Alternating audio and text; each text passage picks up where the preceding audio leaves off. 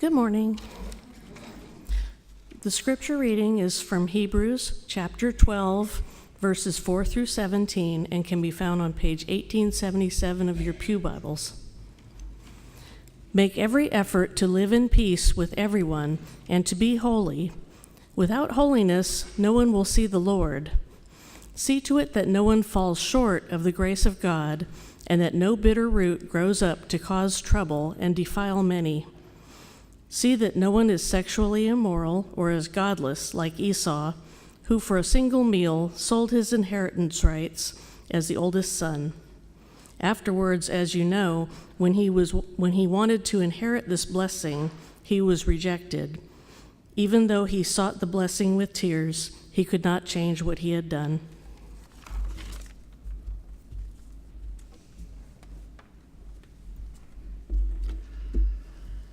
Remember once a long time ago, my car didn't start, and I had someone look under the hood and tell me that my battery was corroded.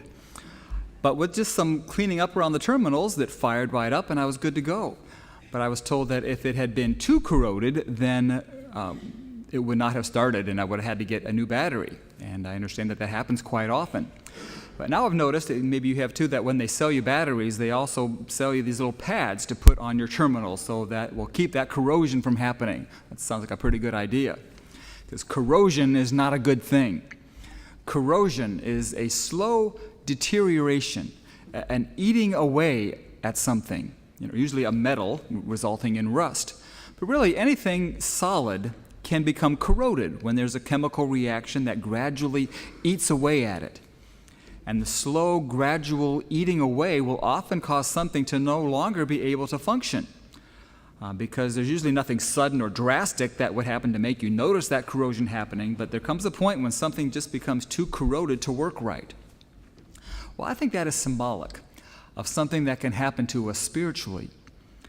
A retired pastor at my last church I served would often compare our weekly attendance at church as coming to get our spiritual battery recharged. Otherwise, our battery gets run down and we're not able to function effectively as Christians in the world. And that's something that can happen so easily to any of us. Our spiritual battery loses its charge. Our faith deteriorates. It gets corroded. I know sometimes there may be something very dramatic that happens to some people that would make them to lose their faith, to turn from God and from the church. A tragedy of some sort, or a scandal at the church or something. And that's very sad when something like that happens. But I think that generally speaking, the greatest danger to our faith is not some cataclysmic event, but more of that gradual eating away at it by things that might seem to just be ordinary and mundane, but are truly corrosive. They cause the gradual dulling of our heart and sensitivity toward God. We don't just all of a sudden decide we're not going to trust God anymore, but our faith becomes gradually corroded by a number of different things. We see several of those corrosive things here in our passage in Hebrews 12. One of those things is division. Verse 14 tells us to make every effort to live at peace with each other. Well, that implies that could be very difficult to do so. You have to make every effort to do that, to avoid division. And when you're not at peace with others, when there's strife and division in your home or at your job or with your friends or at church, then that is something that can just eat away at you. Division and strife have a way of making us forget about all the positive things that we have in our lives. Someone offends us, and those hurt feelings are just right at the surface. Or someone else gets offended by us, and our pride gets riled up, and we get defensive. Or maybe whatever the strife and division is doesn't involve you, but still it affects you, especially if that is division in the church. That can be so disillusioning, especially to young Christians, to see God's people at odds with each other. Division in your life can just suck the life right out of you and make you wonder if all this love, joy, and peace talk that we have in the Bible and at church is all just a bunch of talk. It can just corrode away at your soul. So, what's the solution to this? Well, it's obvious, isn't it? Just nobody disagree with anybody. If you're upset about something, just keep your mouth shut and keep it all inside. If somebody upset with you, well, just tell them to get over it and move on. No conflict, no division, everybody's happy. Well, I think you know that life just does not work that way. Some people try to live that way, but that only creates another corrosive thing that we're going to talk about in a few minutes.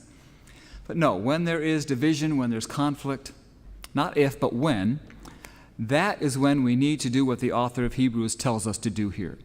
Make every effort to live at peace.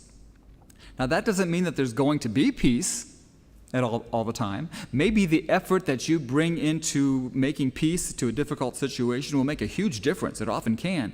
But maybe it won't. Maybe it won't make any difference at all. But by your making the effort to live at peace, you can remove that corrosive element out of the division and the strife. In other words, even if there is division, you can keep that division from destroying your faith and corroding your soul. So, what is involved in making every effort to live at peace? Well, what it comes down to is being the one to take initiative. Our instinct tells us to wait for somebody else to make the first move, especially if you feel that you have been the one who's been wronged. But if you are the one who's to make every effort to live at peace, that means that you are the first one to forgive, not waiting for the other one to. That means that you are the first one to offer an apology. Even if you were the one who was treated badly, chances are there is something that you can find to sincerely apologize for. It means that you are the one to treat someone kindly, even if they don't deserve it. It means that you are the one to take that symbolic towel and wash the feet of those who use those feet to trample on you. Now, that doesn't mean that you allow them to keep trampling on you. There are boundaries to set. You have the right to expect basic courtesy and common respect from others. And if they can't give you that, then perhaps the division that has been created is something that's just going to have to remain. But that's their choice because you have made that effort to live at peace. And your soul has not been corroded by the effects of strife and division. The second half of verse 14 indicates another potential corrosive to our faith, which I will say is worldliness. It says, be holy. But grammatically, the structure of that sentence, holiness is a verb. It is a noun. It's the object of the same verb as the first part of the sentence. So it could read, make every effort to live at peace and make every effort to be holy. The verb is translated make every effort, but it has the idea of something that you pursue or something that you hunt down. So the most literal translation would be to pursue holiness. So I want you to think Dog the Bounty Hunter or Indiana Jones or whatever your reference point is. Somebody who really chases after something and sticks with it until he tracks it down. That's what we are to do with the idea of holiness. Holiness is the opposite of worldliness. So if you don't pursue holiness, then it's only natural that worldliness is going to start to permeate your life. And as long as our minds are saturated with worldly pursuits, it says we'll never be able to see God. We'll never be able to fully relate to Him. Jesus said, blessed are the pure in heart, for they will see God. It doesn't mean that we literally see Him, for no one has done that, we're told, and no one will do that until we get to heaven. But we can see God in that we know Him and that we relate to Him personally. However, if you allow worldliness to permeate your life, then that will be like that corrosive element that will rust away at that relationship and at your faith. Now, most of us Christians do not perceive of ourselves as being worldly, but we might have to admit that we do not pursue holiness as we could and as we should. But the thing is, unless we're doing that, unless we're pursuing holiness, then the natural thing that happens is that worldliness starts to slip in at many and various points of our life. And in this day and age, with technology is increasing what it is, there are so many more potential points for that worldliness just to slip in there. Take the internet, for example. What a tremendous thing. Those young people that don't know what it's like to not have internet, you don't know what we're talking about. But for those of us who live most of our lives without internet, this is just an amazing, incredible thing that we have here. So many open doors for information and communication that are available to us that can be used for many wonderful things. If you choose to pursue holiness on the internet, there are a myriad of things to help you grow in your Christian life and your understanding of God's Word and His will for your life. And that's what we're trying to do here at church, using the internet in many different ways to increase our discipleship and our fellowship with one another. But if you are not actively pursuing holiness on the internet, even if you're just doing innocuous, innocent surfing, it does not take long at all for something to appear on your screen or on your device that is just not good for your spiritual life. Am I right? It doesn't necessarily have to be vile, disgusting things, which are plenty easy enough to find on the internet, but just general worldly content with objectionable language and with mindsets that are contrary to biblical thinking, with attitudes about morality and about what's wrong and right in the world that are just not according to Scriptures. And that language and those mindsets and those attitudes just start to become the normal thing in your life after a while. They become acceptable in your own mind, unless you are making that effort to pursue holiness. I think of Facebook in particular. I don't have a Facebook page. I don't intend to get one. But I have access to it, and I have seen what it's all about. I've seen a lot of your pages. Not that I'm stalking you or anything, but most of you who are on Facebook are friends with my kids, and so I get on their page and I see who their friends are. So I've gotten to see what your pages look like. And if I can do that, then anybody can. Facebook can be a fantastic ministry tool, and I have seen people who use their page for just that purpose. What great Christian content can be passed on and shared with that network of people in your life. But again, if you look at just that general wall of what is shared on Facebook, it only takes a minute or two to see an example of ungodly and worldly content. And that is content that can easily make its way onto your page. People can post stuff on your page anytime they want. And it's there for anybody who looks on your page to see. Your page represents who you are, doesn't it? So are you careful to make sure that what is on your page is something that you would not be embarrassed to have anyone see, and to believe that this represents who you are? All these different worldly influxes, perhaps nothing utterly corrupt and evil, but still worldly, can just chip away at your Christian character and your Christian testimony. I know we can't escape them all, not unless you don't get online at all or don't watch any TV or go to any movies or read any secular books. We are in the world, even if we're not to be of it. But you see, you do have control over what you choose to watch and to see and to read. As we see in the Scriptures here, it says, see to it that you don't do this and that. That's your choice that you make. You can choose to limit the worldly influences, and you can choose to increase the wholesome, godly influences. If you're pursuing holiness, that's what you'll be doing. And worldliness will not be something that corrodes away at your faith and your testimony. The next corrosive to faith is found in verse 15, which says, see to it that no one misses the grace of God, and that no bitter root grows up to cause trouble and defile many. Bitterness is a corrosive thing. It's like a poisonous weed, or as the author of Hebrews says, it's like a root. It's something that starts below the surface. It's based on what people may not even know at all about you, or could possibly understand about what you've been through. But like a weed, which starts very subtly but then soon can infiltrate an entire garden, so bitterness can stem from something underneath the surface that you have never properly dealt with. You've been betrayed by someone that you trusted, and you never made that effort and went through that process of making peace. Or something happened to you that was unfair. It doesn't happen to everybody else, but it's happened to you, and it makes you angry and upset. You say, why me? You prayed about something, and God said no, and you don't like that. You know what you're supposed to feel and what you're supposed to believe as a Christian, but if you're honest with yourself, you really don't feel those things. You really don't believe those things. Your faith has been corroded by your bitterness. You're just mad. Mad at God maybe, just maybe mad at the world. Jealous of those who seem to have it so much better than you do. You're bitter, and that bitterness is corroding your faith. It's eating away at your soul. Now, when someone is bitter, we see two different things going on. First of all, as we read here in verse 15, that person is missing the grace of God. All you can see is what you don't have, what somebody did to you, what you lost, what was taken from you. You're not looking at what you do have.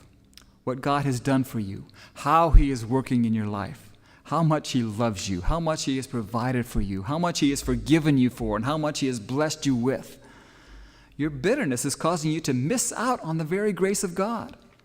And that can only serve to make you pull away from Him and to doubt Him and to disobey Him and to allow your faith to become corroded. So that's one thing that happens. But the second thing that can happen is what your bitterness does to those around you. The verse says that it causes trouble and defiles many. Now, when you're the one who is bitter, you don't see this is happening. You just start to wonder why people aren't as nice to you as they used to be, and whatever happened to all their love and compassion they used to have. But if you're around someone who is just plain bitter, then you can see this happening. That person has become someone who is just not pleasant to be around. He or she has an attitude that is simply toxic. And while you want to try to help that person, being around that person just starts to bring you down and affect your own attitude. Now, if life has made you bitter, that's understandable. Anybody could see how that could happen and how certain things that have happened could tend to make you bitter. But don't let your bitterness cause you to miss out on the grace of God and to corrode your faith to the point where you are a negative influence on others. Don't let the weight that you carry in your heart and your soul outweigh the love and the joy of the Lord. And those who think that maybe bitterness isn't really an issue, maybe you need to ask yourself, what is it that dominates your thoughts? What really upsets you? What makes you jealous?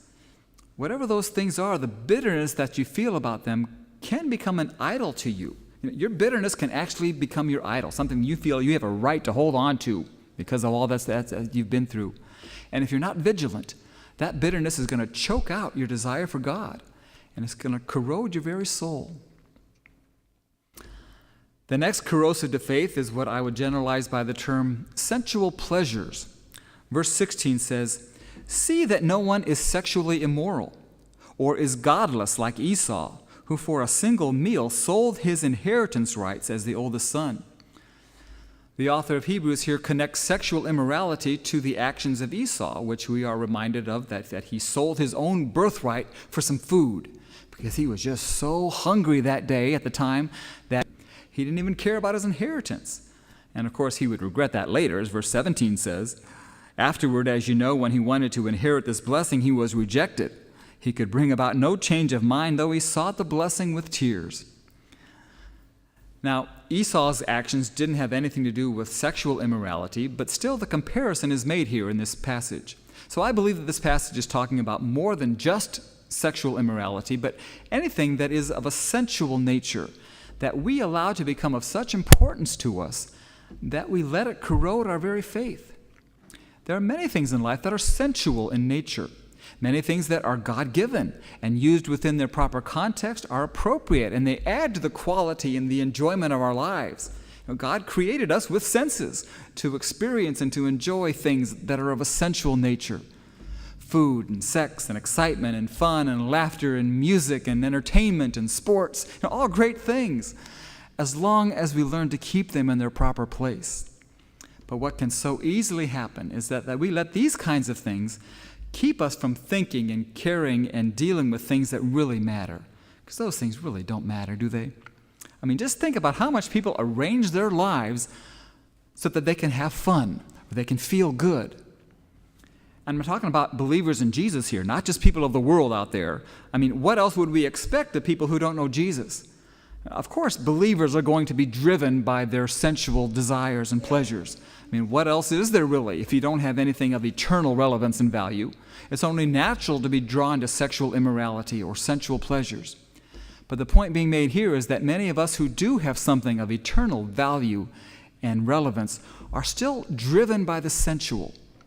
We are slaves to Esau's stomach and to allow what is sensual and what is temporary to dominate our lives and to cause us to compromise our Christian convictions and to corrode our very faith. Any Christian who is having sex outside of marriage is allowing your faith to be corroded. Don't fool yourself into thinking this isn't true. Don't convince yourself that your spiritual life is just fine when you're living your life in disobedience. Anyone who is thinking more right now about what you're going to do for lunch than you are about what God's Word is saying to you right now is allowing your faith to be corroded. Anyone who is more concerned about doing what's going to make you happy than you are about doing what's going to please God is allowing your faith to be corroded. Anyone who arranges his schedule according to when the Cleveland Indians are playing is allowing his faith to be corroded. Thought I'd better nail myself here while I was at it. Because you see, this can happen so easily to any of us. The sensual can overrule the spiritual and eat away at our faith. It just keeps us in the temporary and keeps us from thinking about what's eternal and about what really matters. The rest of the chapter then brings our attention to the person of Jesus Christ. Chapter 12 started there, saying in verse 2, "Let us fix our eyes on Jesus, the author and perfecter of our faith, who for the joy set before him endured the cross, scorning its shame, and sat down at the right hand of the throne of God." And then after these powerful instructions about being attentive to Jesus, attentive to his instruction and his discipline, the author concludes this great chapter by warning of the consequences of not paying attention to what Jesus has done for us. And that's what we will say is the last and perhaps the most dangerous corrosive to our faith, which is inattention. Verse 25 of Hebrews 12 says, "See to it that you do not refuse him who speaks. If they did not escape when they refused him who warned them on earth, how much less will we if we turn away from him who warns us from heaven?" We know the truth. We know the facts about what Jesus did for us, how he endured the cross and scorned its shame. We're familiar with the details of his brutal beating and death. When Jesus was flogged, that cat o' nine tails with pieces of bone and metal shredded his flesh to the bone. Isaiah, in prophesying about what the promised Messiah would do, said he would be beaten so brutally that he no longer even looked like a human. Jesus was nailed to the cross in view of the public to suffer and to die humiliated. He endured all of that for us, to save us from our sin, to give us a new life that is abundant and eternal. And if God did all that to save us, and we don't give that the attention that it is due, if we just make him a secondary thought, how can that help but to corrode our faith and to eat away at our soul? How can we hope to escape? This is God speaking to us. Our eternity depends on whether or not we listen to that voice from heaven and whether or not we take that lightly or not. I know there's a lot going on in all your lives right now. There are lots of things that can draw your attention away from Jesus and what he's done for you. It's only natural that we can get caught up in so many different temporal things. But do not allow your inattention to Jesus and all that he has done for you cause your faith in him just to be a passing thought in the middle of a busy day or a secondary consideration in the midst of a life full of many problems. Let him be your primary consideration. Fix your eyes on him. Do not allow your faith to be corroded by your inattention to what he's done for you. Do not let it be corroded by any strife or division that might be in your life, or by worldliness that can so easily infiltrate, or by bitterness that can sweep over us, or by our sensual pleasures, but rather keep that spiritual battery charged. Is anyone here today that would like to give your life to the Lord, to hand it over to him and to make him the primary focus of your life? We're going to close with a hymn of invitation and invite you to make that decision. Also, if there's anyone else, you've made that decision, you'd like to decide to publicly join our church in membership and fellowship, you too are invited to come together as we sing this song, "Take Time to Be Holy." We'll find our number 656 in your hymnals. Let's stand together as we close in singing.